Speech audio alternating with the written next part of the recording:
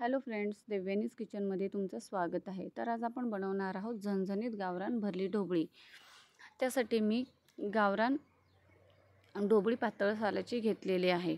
तुम्ही ह्या पद्धतीने चिरू शकता। त्याच्यामधले तुम्ही बिया काढा किंवा नाही काढल्या तरीही चालतील। त्यानंतर आपल्याला अशा पाण्यात ठेवायचे आहेत आणि भरली मिरचीसाठी आपल्याला वाटण तयार करायचं आहे। त्यासाठी मी खोबरं घेतले, सुकं खोबरं, लसणाच्या पाकळ्या, कोथिंबीर असं जाडसर वाटायचं आणि त्याच्यामध्येच आपल्याला भाजलेले शेंगदाण्याचं कूट बनवायचं आहे आणि त्यामध्ये आपल्याला आपण वाटलेला जो वाटण आहे ते टाकायचं।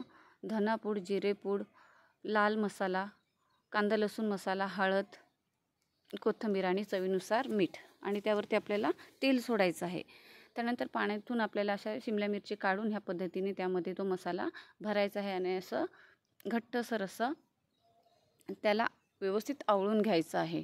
त्यानंतर आपण कढई ठेवायची आणि तेल व्यवस्थित आपण काय करायचं आहे, कडून घ्यायचं। कडून घेतल्यानंतर आपला जो उरलेला मसाला आहे तो त्याच्यामध्ये टाकायचा आणि गरम पाणी टाकायचं।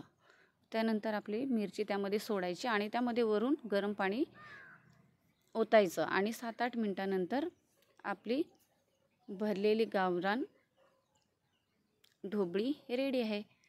सो फ्रेंड्स, नक्की ट्राय करा।